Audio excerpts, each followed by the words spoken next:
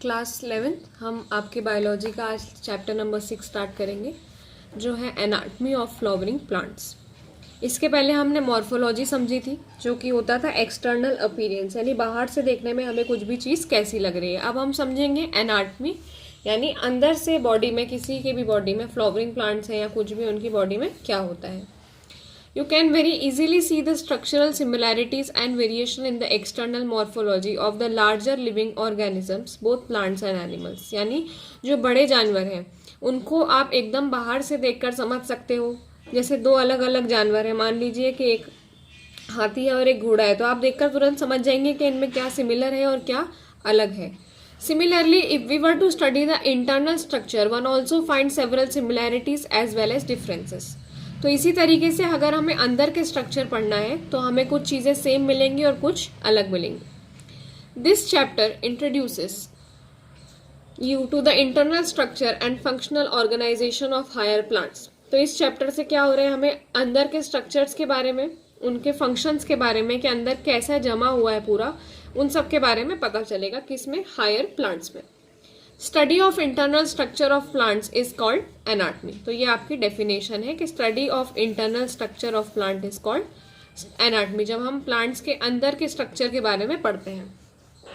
Plants have cell as the basic unit, यानी plants के पास, सबके पास ही सेल जो होती है वो बेसिक यूनिट होती है, हमें पता है। Cells are organized into tissues, यानी सेल्स टिश्यू बनाते हैं, इन टर्न टिश्यू होते हैं और उनसे बनते हैं ऑर्गन। तो ये तो बहुत बेसिक सी चीज़ है कि पहले सेल बनता है जिससे टिश्यू बनते हैं और टिश्यू आगे चल के ऑर्गन्स बनाते हैं और ऑर्गन आगे चलकर ऑर्गन सिस्टम बनाते हैं। Different organs in a plant show differences in their internal structure, यानी अलग अलग ऑर्गन्स जो हैं वो अपने अपने काम में भी अलग होते हैं और स्ट्रक्चर में भी अलग होते हैं। जैसे अगर हम हमारी बात करें तो हमारे इंटरनल ऑर्गन्स में जैसे हार्ट होता है और लंग्स होते हैं, तो दोनों दिखने में भी अलग है, फंक्शन भी अलग है। तो इसी तरीके से प्लांट्स में होता है। With in angiosperm the monocots and dicots are also seen to be anatomically different. जैसे लास्ट चैप्टर में हमने पढ़ा था कि कुछ सीड्स मोनोकॉट्स होती है जिनके पास एक ही कॉटिलेडॉन होता है, कुछ डाइकॉट होती है जिनके पास दो कॉटिलेडॉन होते हैं, और दोनों एनाटॉमिकली डिफरेंट होती हैं। इंटरनल स्ट्रक्चर ये भी बताते हैं कि वो किस तरीके से अलग अलग एनवायरनमेंट में सर्वाइव करते हैं। तो हम टिश्यू से स्टार्ट करेंगे। टिश्यू की डेफिनेशन क्या होती है? A tissue is a group of cells, क्योंकि हमने देखा सेल पहले आ रहा था फिर टिश्यू आ रहा था। तो group of cell having a common origin, यानी जो एक ही जगह से निकले हैं, एक ही जगह से बने हैं, and usually performing a common function, और जो यूजुअली हम अगर देखें तो फंक्शन भी उनका सेम होता है। तो plant is made up of different kind of tissue, यानी अलग अलग तरीके के टिश्यू से बनता है। Tissues are classified into two main groups, दो मेन ग्रुप होते हैं, मेरिस्मेटिक और permanent tissue. Based on whether the cell being formed are capable of dividing और नॉट, यानी जो मेरिस्मेटिक टिश्यू होते हैं वो डिवाइड होते हैं आगे चल के, और परमानेंट टिश्यू जो है, क्योंकि नाम से ही समझ में आ रहा है अब वो डिवाइड नहीं होंगे, वो परमानेंट हो चुके हैं। तो मेरिस्मेटिक टिश्यू अगर हम देखें, growth in plant is largely restricted to specialised region of active cell division called meristem, यानी यूजुअली अगर कोई प्लांट होता है तो उसमें कुछ रीजन्स बने होते हैं कहीं कहीं पर जहाँ से पर्टिकुलरली ग्रोथ होती है, ग्रोथ पॉइंट्स होते हैं जहाँ पर सेल डिवीजन बहुत एक्टिव होता है। तो ऐसे को हम बोलते हैं मेरिस्टेम्स, ऐसे एरिया को। Plants have different kinds of meristem, अलग अलग काइंड के होते हैं। कभी कभी वो रूट्स की टिप पर भी हो सकते हैं, कभी कभी शूट्स पर हो सकते हैं, और प्राइमरी टिश्यूज बनते हैं उनसे, जिन्हें हम कहते हैं apical meristem. Root apical meristem occupies the tip of root, क्योंकि नाम से पता चल रहा है वो रूट एपिकल मेरिस्टेम है, और जो शूट एपिकल मेरिस्टेम होता है वो सबसे ऊपर स्टेम पर चला जाता है। During the formation of leaves and elongation of stem, some cell left behind from shoot apical meristem constitute the axillary bud, यानी जब पत्ती बनने का फॉर्मेशन होता है, जब पत्ती बनती है और स्टेम भी लंबी हो रही होती है, उस समय पर कुछ सेल्स पीछे छूट जाते हैं जो एक्सिलरी बड बनाते हैं। Such buds are present in the axils of leaves and are capable of forming a branch or flower, और इस तरीके के बड में से या तो कोई टहनी निकलती है या कोई फ्लावर बन जाता है। The meristem which occurs between mature tissue, यानी जो mature tissue के बीच में रहते हैं उन्हें कहते हैं intercalary meristem। ये किस में मिलता है हमें? ग्रासेस में, regenerate parts removed by the crashing herbivores, क्योंकि जब खाने या चरने वाले जानवर होते हैं वो घास को चबा देते हैं तो उनका पार्ट लॉस्ट हो जाता है। Both apical meristem and intercalary meristem are primary meristem, दोनों ही प्राइमरी में आते हैं क्योंकि ये लाइफ में अर्ली आ जाते हैं, प्लांट लाइफ में, और प्राइमरी प्लांट बॉडी बनाने में हमारी हेल्प करते हैं। The meristem that occurs in the mature region of root and shoots of many plants, particularly those that produce woody axis and appear later than the primary meristem, यानी जो थोड़ा बाद की स्टेजेस में आते हैं, जो उसकी वुडी एक्सिस बनाने में, जैसे जो पेड़ का तना होता है वो बनाने में हेल्प करते हैं, उन्हें हम कहते हैं सेकेंडरी या लैटरल मेरिस्टेम। ये सिलेंड्रिकल मेरिस्टेम होते हैं। इसमें क्या क्या आता है? Fascicular vascular cambium, interfascicular cambium, cork cambium, ये सब इसके एग्जाम्पल है और ये सेकेंडरी टिश्यू बनाने का काम करती है।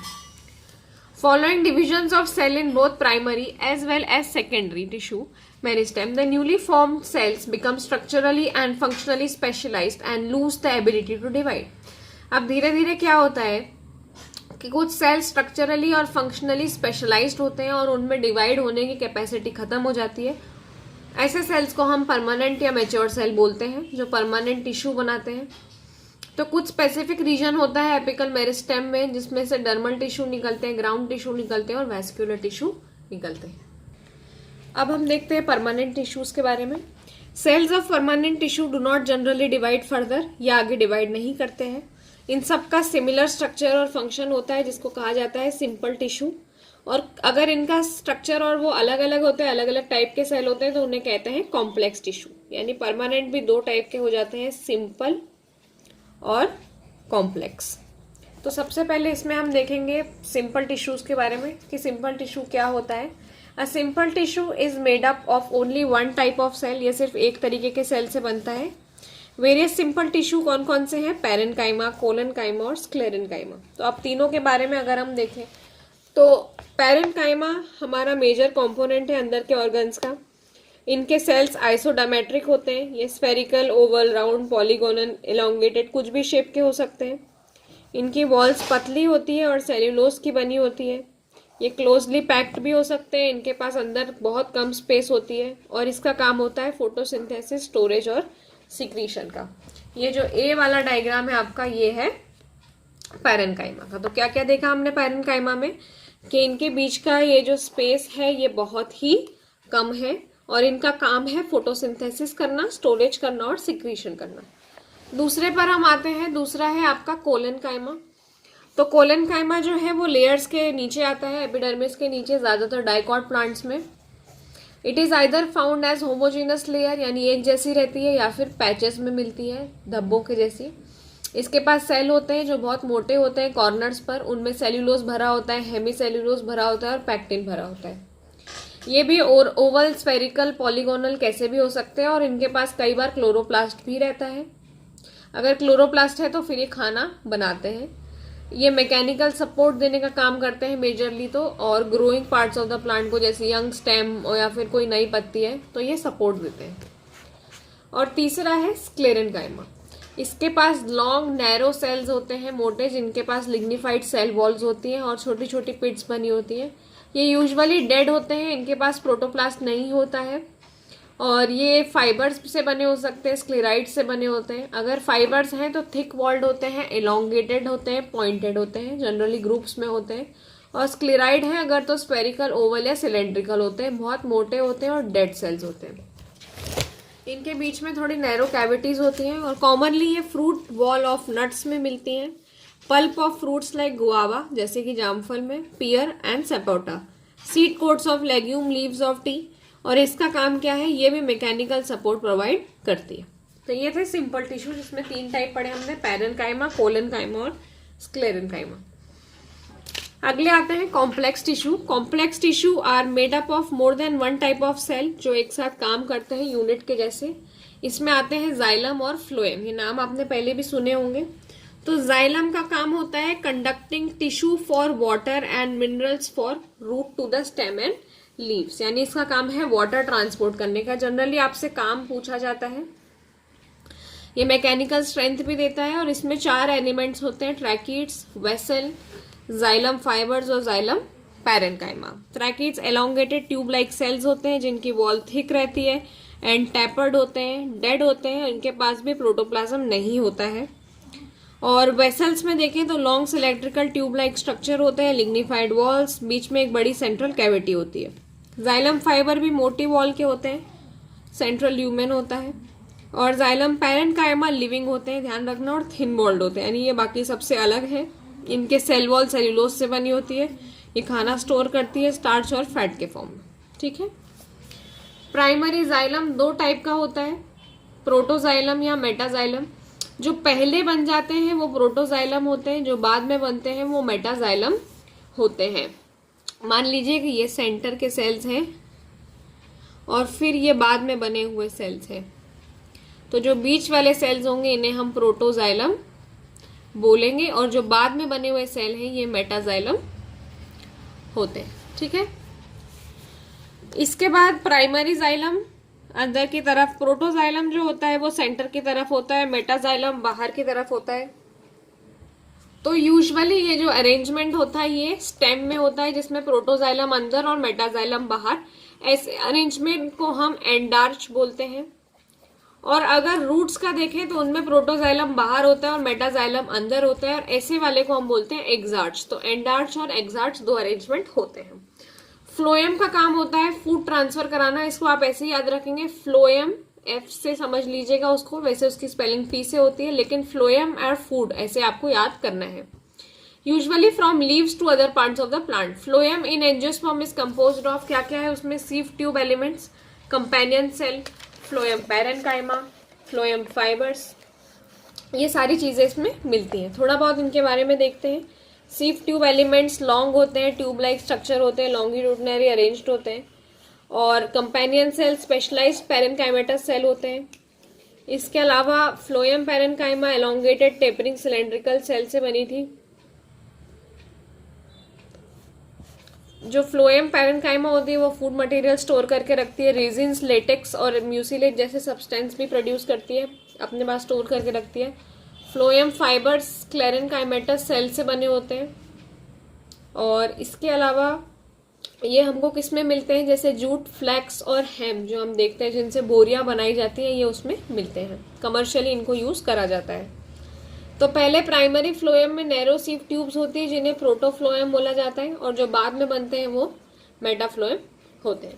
तो ये हमने पढ़ा कि कौन कौन से टाइप के टिश्यू हमारे प्लांट के पास थे। तो सबसे पहले हम लोगों ने द टिश्यू के बारे में पढ़ा।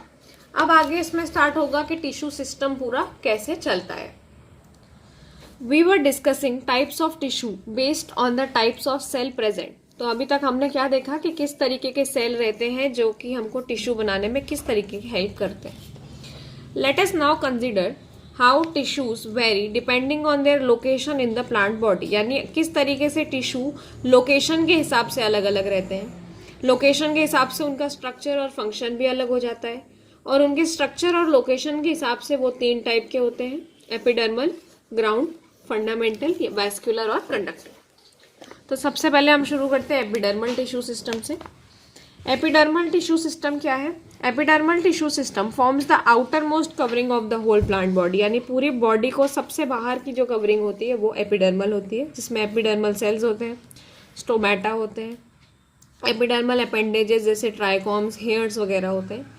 तो एपिडर्मिस अगर हम देखें तो आउटर मोस्ट लेयर है प्राइमरी प्लांट बॉडी की। ये एलोंगेटेड कॉम्पैक्टली अरेंज्ड सेल्स से बनी होती है, जिससे एक कंटिन्यूअस लेयर बनती है। एपिडर्मिस यूजुअली सिंगल लेयर की होती है। पैरेन्काइमेटस सेल होते हैं, इनके पास थोड़ा सा साइटोप्लाज्म होता है। The outside of epidermis is covered with vaccine thick layer called cuticle, यानी उसके ऊपर एक छोटी पतली सी लेयर होती है जिसे हम कहते हैं क्यूटिकल, जिससे पानी का लॉस कम होता है। रूट्स में ये क्यूटिकल नहीं होते हैं। Stomata are structure present in the epidermis of leaves. हम सब जानते हैं स्टोमेटा छोटे छोटे होल लाइक स्ट्रक्चर होते हैं जो कि ट्रांसपिरेशन और गैसियस एक्सचेंज करने में हेल्प करते हैं। इसके पास क्या होते हैं? दो गार्ड सेल्स होते हैं इस तरीके से बीन शेप के, जिन्हें हम क्या बोलते हैं? Guard cells. गार्ड सेल के पास क्लोरोप्लास्ट होता है, वो क्लोज और ओपन करने में हेल्प करते हैं स्टोमेटा को। कई बार एक फ्यू एपिडर्मल सेल्स आते हैं जो अपने शेप में स्पेशलाइज्ड होते हैं, known as subsidiary cells. The cells of epidermis bear a number of hairs, यानी उसके ऊपर कुछ हेयर जैसे स्ट्रक्चर होते हैं। रूट हेयर तो हमने स्टार्टिंग के चैप्टर में ही देख लिए थे, यूनिसेल्युलर इलॉन्गेशन होता है जो पानी एब्जॉर्ब करने में और मिनरल्स एब्जॉर्ब करने में हेल्प करते हैं। स्टेम पर होते हैं जिन्हें हम ट्राइकोम्स बोलते हैं, ये मल्टी सेल्यूलर होते हैं, ब्रांच्ड अनब्रांच्ड हो सकते हैं, सॉफ्ट और टाइट भी हो सकते हैं, सिक्रीटरी भी हो सकते हैं, उनमें से कुछ सिक्रीशन निकलता हो। यूजुअली ये पानी के लॉस करने से बचाते हैं। फिर आता है ground tissue system. All tissue except epidermis and vascular constitute the ground tissue, यानी इन दोनों के अलावा सब इसी में आता है। इसमें सारे सिंपल टिश्यूज आ जाते हैं, pericycle, pith, medullary, sclerenchyma, parenchymata, सारे सेल्स प्राइमरी, स्टेम और रूट के। और इसके अलावा in leaves the ground tissue consist of thin walled chloroplast, इसमें पतला सा क्लोरोप्लास्ट होता है जिसे हम मीजोफिल कहते हैं। तो ये हमने पढ़ लिया ग्राउंड टिश्यू सिस्टम और एपिडर्मल टिश्यू सिस्टम। तो अब इसके आगे वाला जो है वो हम नेक्स्ट उसमें देखते हैं।